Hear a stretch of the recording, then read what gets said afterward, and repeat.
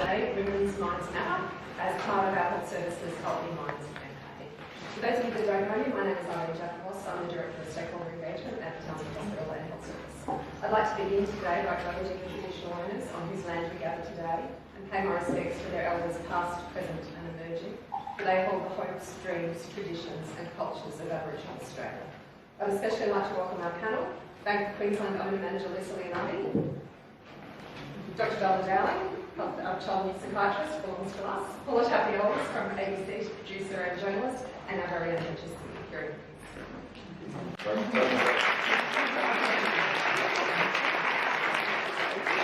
The focus of today's event is women's mental well-being. Australian women are at a time in history like no other. We are simultaneously working longer, raising younger children, supporting older children, and caring for ageing parents. Australian women are also, according to the latest census, spending between 5 and 14 hours a week doing unpaid work in home. No surprises there, girls? And in fact, among the OECD nations, Australia ranks third out of 28 countries where women work most unpaid hours in home. Fun fact, Mexico is first, followed by Portugal, and the OECD country where women work the least number of unpaid hours in home is Sweden.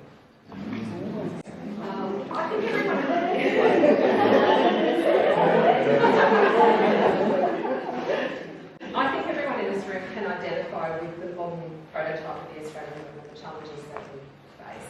Our wonderful panel here today is going to share their insights on how we can stay on top of our mental well-being. Our panel is made up of 3 women who wear many hats. They're professionals, they're mums, their wives, their daughters, and they've been joined by our very own who I am loath to call the token bloke, because I actually don't think that's what he is. I love that Kieran's here today because not only is he a husband and a dad, but he presides over a workforce that is 80% women. So I think it's fantastic that he's made the time to do this today. We're going to use a Q&A type approach today, so we want this event to be really interactive, and we want you as our audience to pose all the questions to our panel, so we can get some really good dialogue happening. So I thought I might just start off by asking the panel to just give us a quick 30 seconds on who they are. Lisa, do you want to kick us off? Sure. My name is Lisa Leonardi. I'm the owner manager of BOQ Castletown. So I've been in business as a franchise owner for 16 years with my husband, which, as you can imagine, can be quite stressful itself. I've got 4 children, 3 are now all through school and at university and working, some of them, and a young daughter who's 12. So, yeah, and as Irene said, I think as a mum and a sister and a daughter and a friend, I think, and a business owner, these times are proving to be very disruptive for all of us. And I think our roles are changing, and for that we need a lot of energy and a lot of resilience. And where you get that from is the big question, I guess, for all of us. So my name's Kieran, you know me. A couple of reflections. One, I had the benefit of starting my working life as a registered nurse. So I've worked with lots and lots of women at different stages in their own professional lives and careers as well. And I could sort of see firsthand how some of the challenges that they juggle then, and I'm sure you do now, play out. But the thing that probably really brought a lot of these issues to the forefront for me is in my role as a husband and as a dad. I've got 2 stunning young ladies that I'm rearing along with the son, and it's the weight of expectations upon my daughters played out, and on my own wife from her mum, and we think about how rapidly society is changing. But actually, when it comes to being kind to yourself and being clear about what your expectations are, I don't think that pace of change is reflected in the expectations that are placed upon women in society by other women in society, and that might be their significant others, and also I have to say by the men in their lives as well. And I can see that in some of the life choices facing my 2 daughters and what they might want to study and what their other inspirations might be. And there's no clear path for me, and it's not an easy one. So that's certainly what's crystallised some of these issues for me today. I'm Paula Tapiolas. I'm the station manager at ABC North Queensland here in Townsville. I started as a reporter, news editor, and then I was a radio presenter for a number of years, and for the last 3 years I've moved into becoming the station manager. I have 2 daughters, and I went back to work full-time shift work reporting when my eldest daughter was 10 months old. And so I worked full-time with 2 kids since then, and I'm the managing role as well. And I do agree it's a changing environment, and I think we have to support each other. And I also think that whereas probably part of the first generation of full-time working mothers who had a lot of other support around them, or more, and I think we just have to continue to grow that, look after each other. Paula, I'm Donna Dowling. I know some of you in the room. I've been here in Townsville for 15 years, and at the moment clinical director of child, adolescent and young adult mental health services. I'm really delighted that the HHS has actually added mental health and wellbeing to its agenda of looking after our overall health. We've had a physical health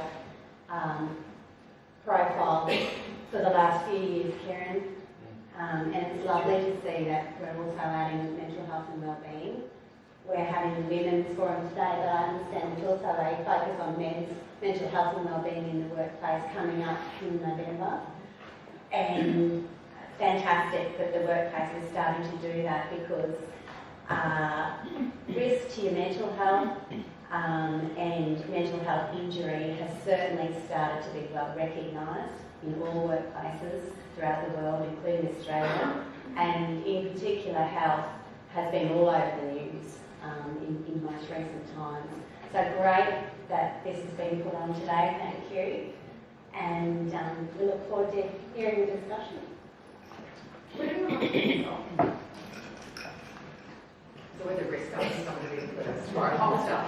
I wonder if, I think we've articulated a lot this morning about our challenges and our lives. I just wonder if the panel could perhaps crystallise what they think the biggest challenge is, the biggest mental health challenge for the modern Australian woman. Lisa, do you want to kick off? Yeah, time.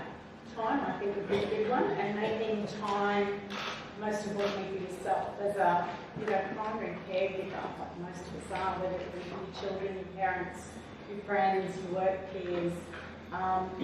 Making time for yourself is probably one of the key things that we're probably the worst at doing. We are so great at giving time out to everybody else and ensuring their needs are met, but we often forget about ourselves, and that's often when you will start to feel that pressure of overwhelming moments. So for me, I think one of the key things I did probably in my 30s when I had a young family and being in business was to ensure I devoted that time first thing in the morning, where it was my time, no children, no husband, and I went out just into nature and started walking just to get out of the house. And that 1 hour a day is my time. And it achieves a couple of things. It helps me plan the day, it helps me get my exercise or the steps in, which is really important. And just to be present, I think, which is something in this current environment so hard to do, because we're being pulled in so many directions by so many people that often just being mindful of the moment you're in can make a huge difference. I think there's a lot in that being present, but sometimes, so Sunday afternoons in our house is often the only time I'll have a time sitting with Alison, and I'll start on the beer, I'll 40 or something, very stereotypical, but she'll be planning, okay, well on Monday we've got to get Hannah to dance, and Tuesday to piano, and so on, and the logistics are going on, and it's actually that opportunity to just actually take a moment and have time and be present. And the other thing I think, it's about expectations, and this is a lot easier to say than to do. But, being okay not to be perfect, and not to get it all done, and not to make everybody happy. Our roles as parents and for the mothers in the room, it's a massive expectation that you place on yourselves to make others in life happy. And it's at some point it has to be okay not to meet everybody's expectation all of the time. And so giving yourself that permission, I think, is a really critical thing. And I know it's something I try to give myself as well, in terms of I can't make everybody happy all the time. At home and be all the things I'm supposed to do. Easier said than done. I think that's really critical, because otherwise you're walking around unhappy because you haven't made people happy, and you're unhappy with yourself because you haven't met your own expectations, then I don't think that's a good place. I think I agree. I think the other thing is it goes to the time and the expectation is the guilt. That's, you do. You feel guilty that you're not getting, that you don't do what you used to do at work. I used to do a 12-hour day for many years at work. then you have children, you can only give an 8-hour day, and you come home and you feel like, oh, I'm not home all the time, I can't do tuck shop, and I don't go and do the readings because I'm always at work. Those sorts of things. So you feel guilty that you're not, at peak performance at work, and guilty that you're not at peak performance in your home life with your family, and that can be hard. And I think it does eventually fade a little bit like grief. It's still always there. You just manage it in different ways as the years go by. But I think that's true. And I think with the time thing, I interviewed a life coach a few years ago who was really good, and one of the things that will never leave me, she said that what we've got to do is you've got to book time with yourself into your diary, or put it in your calendar in your phone. So if you get a time off the loop, and you've got an afternoon or a day off, then you book it in to your calendar, and put it in your diary as your own time. And then if someone says, oh hey, you've got some time off, why don't we go to lunch? And you just want some time for yourself, you can say, I'm sorry, I've got an appointment. And it's true, because you've got an appointment with your personality. I think that was a really useful thing. The biggest challenge that I have thought about, because I knew this would be one of the questions that Irene made me answer today, was finding the joy in the everyday. So there are a whole lot of things that make up our daily routine that can sometimes become a bit mundane. And actually being grateful for some of the things that you get to do, it has really helped, I think, with my overall happiness. And finding the capacity to do that. And I was reminded of that by a lovely article that one of our registrars shared with us all. Thank you, Alicia, who is our champion here for mental health and wellbeing within the workplace. And her article is Finding Joy in the Workplace. And someone said something the other day, not about work-life balance, but actually about overall balance, and that work is part of life. And so finding joy in your work. Most of us went into health because we had a passion. There was something we desperately wanted to change, to do, to give back. And we know that happiness is linked as much with giving as receiving.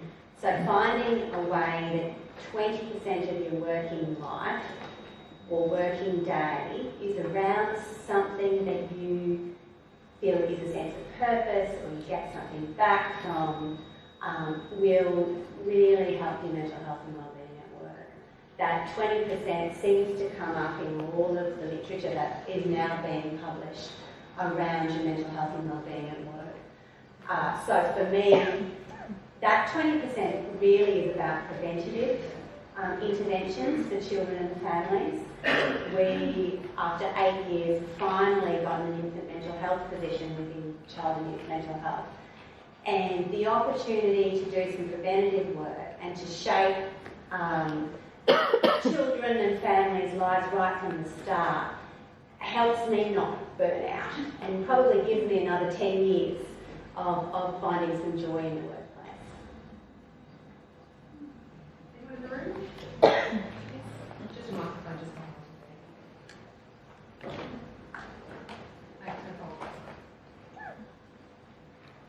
I'm wondering if the panel can comment on a quote, and this is from a feminist author, Laurie Penny.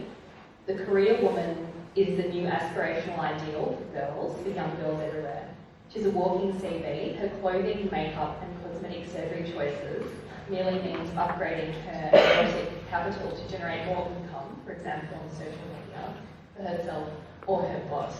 Why do women not only have to be smart, but beautiful and sexualised and eroticised in order to be successful? I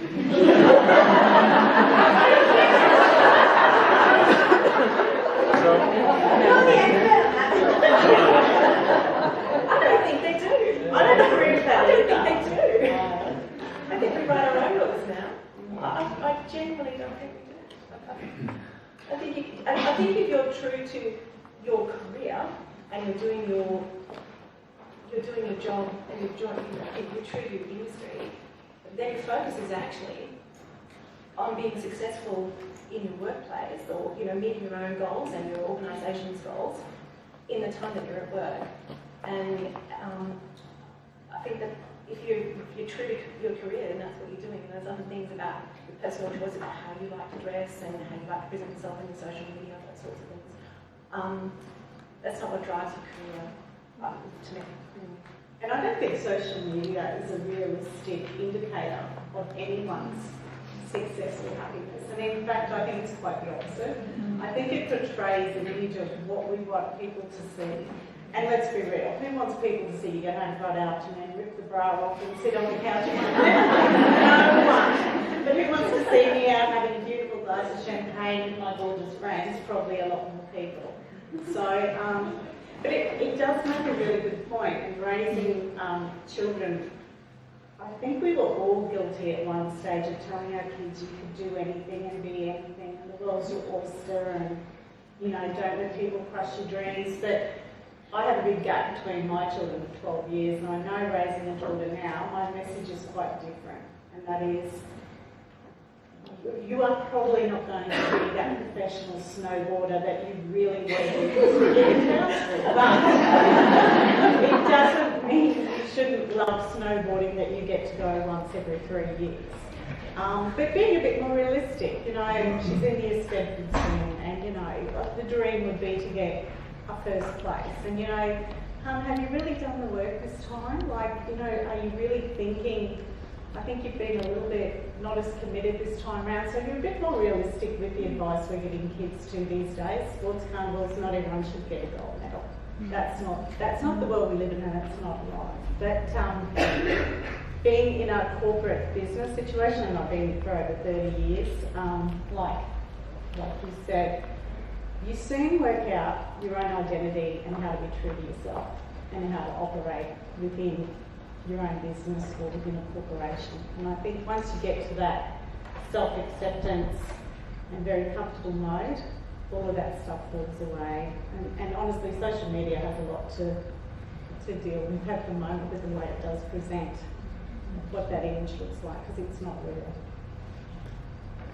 I've even seen in my own children since Instagram stopped publishing the amount of likes that you get on posts now. So, my kids are nearly 19, 17 and nearly 15. So that age group, they're already, timing when they release their photos on Instagram so they've got the most amount of airtime. So that behaviour stopped when Instagram stopped publishing how many likes things were getting.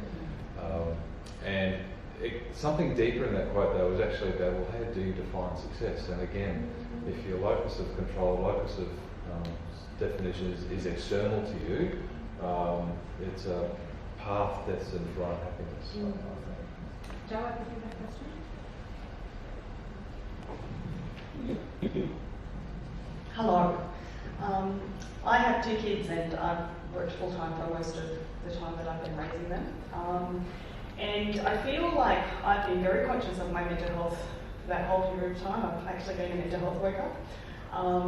But I find sometimes that other people seem to expect me to be superwoman, even when I don't expect that of myself. And one of the things I say to my husband is that they always ring the mother. And I have a child with special needs, and it doesn't matter whether it's the optometrist, the dentist, NDIS, Centrelink, the school, everyone rings the mother. Even though they've got dad's phone number, they're always ringing me. And I think it's really hard to get across to men sometimes that there is this kind of subconscious thing that happens in our culture where we are always the point of contact for everything. And I don't know whether there's an answer to this, but what's your perception of how the culture needs to shift for women's mental health to really improve? Because we carry an extra burden that seems to be invisible, I think, a lot of the time. Yes, that living your own life as well as at least 3 other people's lives in your family is definitely the burden that many women, probably more than men, but I'm not sure, is the case. I would agree. I wonder if the next generation will be different. our generation is doing something different than was done in the past. And so I wonder whether there will be more negotiation up front about whose telephone number gets put as the primary contact on the school enrolment forms, and whether there will be more thought put into all of that at the front end with each generation as we start to learn how to make our families run when both parents are in the paid workforce. That's my hope and my optimism for the future. The other part of your question was, how do we look after our own mental health and well-being while we are constantly living our own life and looking after other, our dependent children's well-being. And part of that is having somebody else who's keeping you in mind. So that term being kept in mind is one that my team who's here today, we talk a lot about. And it was interesting today, the first thing Kieran did when he sat down was he poured me a glass of water. He poured all of us a glass of water. So he was already keeping us in mind. So just having those colleagues in the workplace who look after you and have a think about what it's like for you, who notice what you're doing, who will preempt the next thing you have to do, and then be able to provide you with what you need to be able to do that most comfortably. They're the sorts of things that make it doable. Yeah. I was going to say, I wonder if as a social experiment, if we just stopped answering those calls, what would happen? Because I genuinely do believe, if it was in my situation, that my husband would work out how to do that. And just rewrite it out.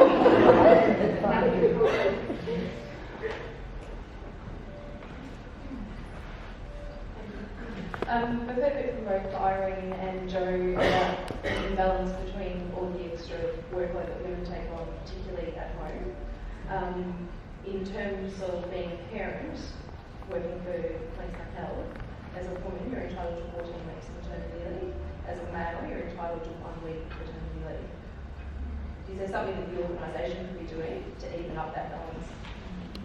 Yes, I think this is really cuts to the heart of this debate, is that we tend to run this parallel line about, we should be doing more and there should be equality, and actually in our rules and industrial arrangements and things we go, yeah, but no, we're not that serious about it. And you see that time and time again, either explicitly in things like maternity leave arrangements. I get to have this conversation freely because actually I don't get to make that rule. That's a DG and government one. But yeah, that's the kind of double standard that persists, and that's a really great call out. So we talk in my family that I've got all these abundant hours of sick leave because you know what? Actually, nearly always been Alison that would be taking family leave when one of the kids are sick. These days I often say to her, no, the big stay home, I'll look after you. She goes, no, but we get the same amount of sick leave entitlement every year as well, and the reality is a fair chunk of that goes to family responsibilities, not your own personal needs. And another example of the double standard that sort of persists in the way our society works. The ABC's gone to 12 weeks now, paternity leave, quite recently for men, and a couple of the men in my office have taken their paternity leave, and I think you're right, it spreads, it's a lot less pressure on mum as well, and it's fair across the family. Yeah.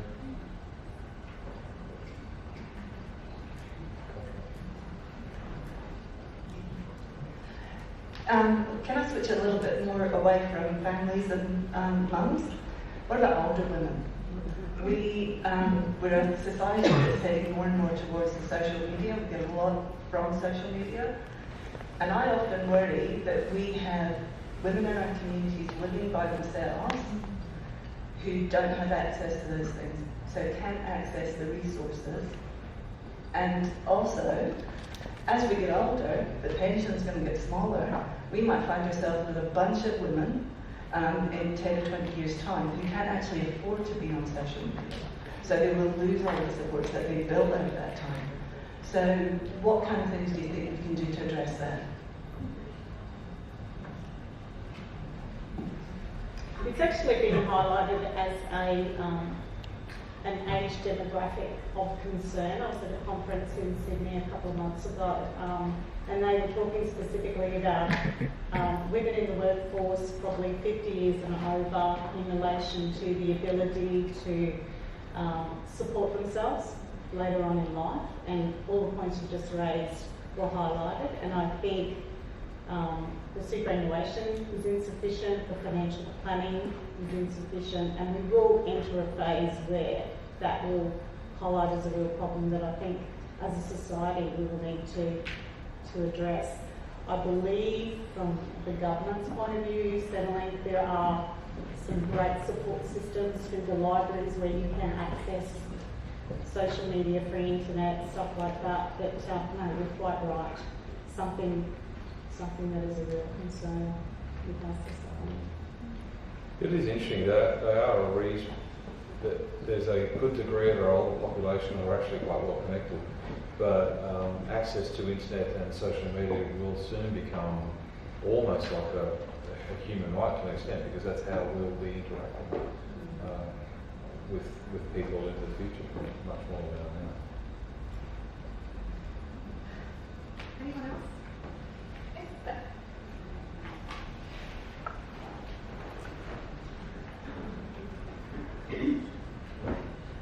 What advice do you have for women who wish to progress in their career, but they've got to come back to work after having children and they feel like they've been on that mummy train and they are still physically restricted, in the hours that they can physically do in the office versus, being present at home, that sort of thing? Like what advice do you have for people returning to work, basically? Upskilling online, external courses. So anything you can do to elevate your skills status that is not achievable between the hours that you're in the workplace is often a really great idea. It shows, as from an employer's perspective, that you're wanting to educate, you're wanting to upskill, you can understand in this current point in time. It's hard for you to commit to more hours or do other things, but you're showing initiative that that's the direction you want to take. So, and you can do that part-time. And you can select how many subjects you want to do as well. So to me, that's a really great idea. It also takes time. It just takes time. I've been at the agency for 20 years, and in my career progression, I've worked 3 different jobs, and sort of like about, I think 8-9 years each, and then I've sort of recently changed. And I think you have to be patient with yourself. Like I think you think you've got to wait until things go in stages. When the kids are little, you just have to be patient and say, okay, well, I'm just going to give 100% on at work, I'm going to give 100% on at home, and I'm just going to, tread water, maintain where you are until they get a bit older. Even exercise, I was thinking, when my second daughter went to prep for the first time, and I think it took about 7 years, and I could actually really get back to exercise. Like everything just takes a long time. Once they start to get into primary school and they start to be able to put their own shoes on to get in the car, all those little things, I think that's when things happen. You just have to you just really have to be patient through that stage, but as Lisa said, still be committed, 100% focused at work, So if you still care about your job and you're still doing your job, then people will still notice that, even though you've got all those other things like, okay, well, I really have to get home because I've got to pick the kids up, all those sorts of things. I think it won't go unnoticed. It just feels like it is. And if you're looking at your own mental health and wellbeing, then I am so grateful that I had some of that time working part-time and getting a chance to experience going to the prep nativity play, and when the first time my eldest learnt to ride her bike, she was so excited, and career progression gives you some back as well. But being in the moment, because I think Irene wrote in the blurb before we came, Irene, each developmental phase for a family, it doesn't last very long. So I think Paula's point about not being in a rush about anything is important. In actually enjoying the bit of time that you've got where you're at and finding the joy in that and being grateful for what you've got rather than always looking ahead to where you think you want to be and what's going to be better and make you happier. Because the other thing is you get to a certain phase in your career and you're really at risk of burnout, so you don't want to get there too quickly. However, if you're immersed in that bit where you're trying to get back to work now, for anybody who's in the room or who's online, get your village going. You need your village because the kids need someone to look after them. And so having that support network, having that negotiated, then that will mean that you're not trying to be superwoman. And the other thing is too, that time in your life is a really important time in your life, and it shouldn't be regarded in your work frame as a hassle or an inconvenience. And your work colleagues and your line manager, if we value a diverse workforce, and it's disingenuous to say, Mary's returned to work from maternity leave, that's why I'm paying, how am I going to roster that? No, this person's got all these fantastic life skills out there and developing and honing in a different facet now as well. And so it's completely disingenuous if we're trying to say, no, we value diversity and equality, but no, you can only do these hours. Clearly things have got to fit with teams, but the life experiences that you get as a parent. You can't teach your kids that. You've just got to get it themselves, and that's a real strength back in the workplace. Is there something?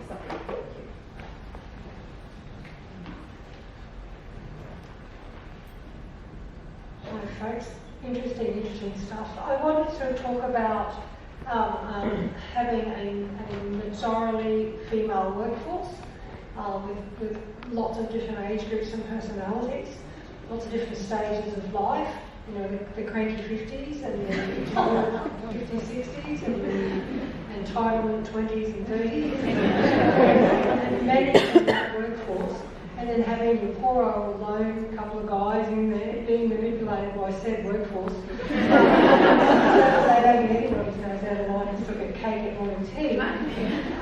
It's a real balancing act, and how do you balance that in the workforces that you've worked with and come out the other side still sane and level-headed and having a forward-moving group of people?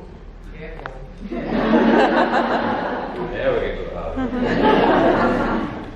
I think that's your question.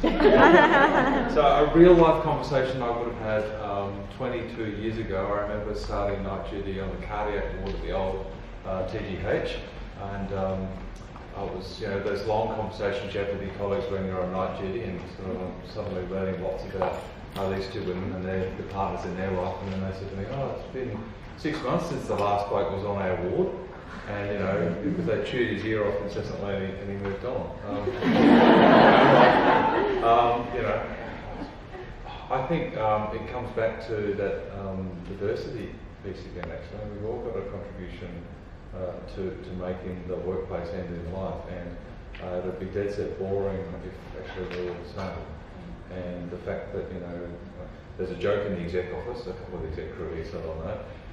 When I'm in there at least, there's no work talk in the lunchroom. We'll talk about other things, what's on the paper. Because actually there's nothing more boring than, I think, talking work in the lunchroom. And the beauty of the conversations we have in our lunchroom at times is that they are completely random, they're always genuine, and they're as diverse as the people who are in there at the time. And it's, while I'm in there at least, not about work. And so that's something that I really treasure about my part of my work day, is I get to take whatever time the world lets me in the lunchroom to just have a down-to a conversation with the people I work with them as people. I think that's a pretty cool part of that.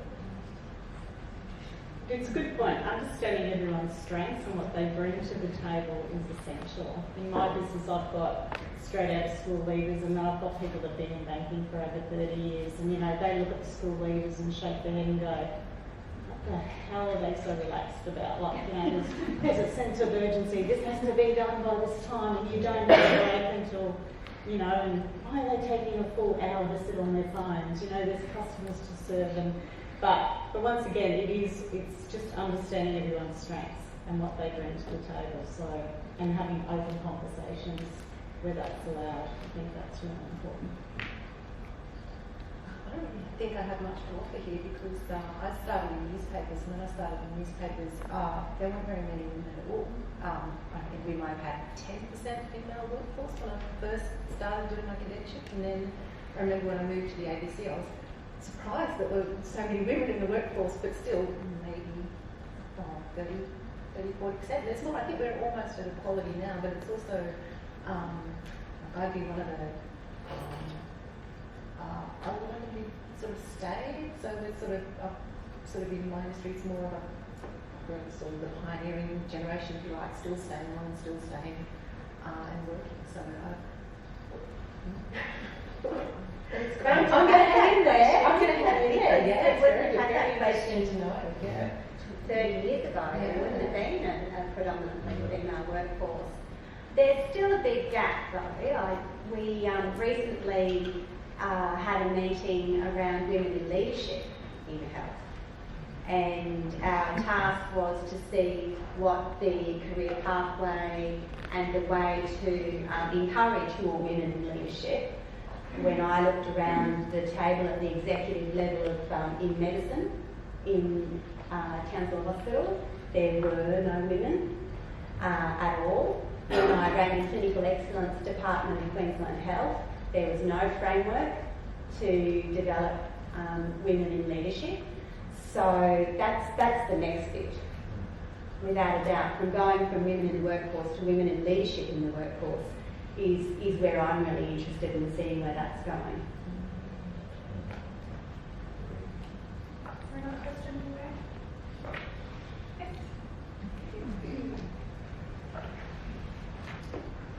What responsibility do you think workplaces have to ensuring the mental health of their staff? And do you consider mental health issues a disability that the workplaces should work with, or should staff be, I guess, made to deal with it on their own time and just so they come to work to be able to do what their job says they have to? I think it's one of the conversations that's at the forefront in the workplace right now as we speak, and it's recognised as any other physical element, realistically. Successful businesses and cultures are ones where people engage and have concern and empathy for their co-workers. You know, that ritual of walking into an office of a morning and saying, "Good morning, Joe, how are you today? How's your morning been?" Things like that is actually being lost. People are walking in, grabbing their coffee, putting their bags down and heading straight out on the floor. So that social engagement, for some reason, has cut back. Yet it's probably one of the more primary things we need to do to check in with each other to see how we're doing. And even that simple acknowledgement of saying hello, how's your day, and if you go, oh my God, this morning's been a disaster, and if you're able to just debrief in that quick 3 minutes with someone, you often find yourself dealing with whatever it was and letting it go, as opposed to no one caring and acknowledging and then carrying it for the rest of the day. But yeah, I think it's very important, hugely important, and shouldn't be something that's regarded as something, as you said, you deal with in your own time and you don't bring to the workplace. You know, the old adage of you're here to work, no one really cares about what's going on in your personal life.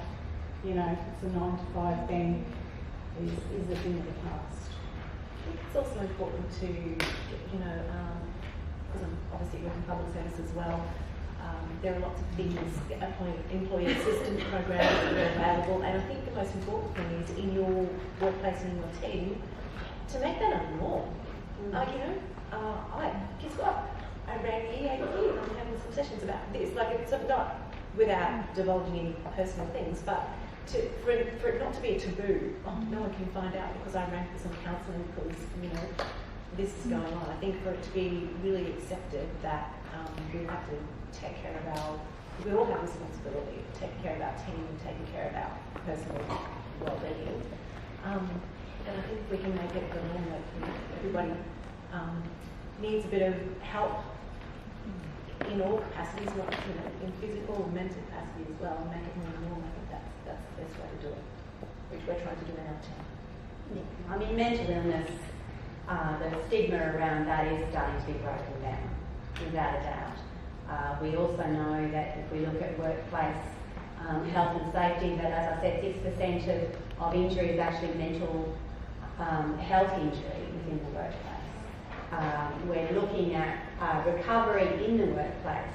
So return to work, whether it be because you've broken your leg or because you've got an episode of major depression, we're starting to break down the stigma around that and having a similar return to work and recovery in the workplace program throughout Australia anyway, from what I can see, Kieran.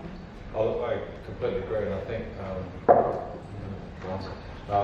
the notion that actually we should have a conversation and manage somebody's physical condition in the workplace should absolutely be the same as whatever mental illness might be causing them challenges in the workplace and the home as well.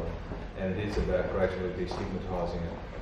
And I know, from a generational perspective, my own children talk about those sorts of challenges and pressures much more openly than I did when I was their age, which gives me tremendous hope for the future of the workplace when that generation are actually in leadership positions.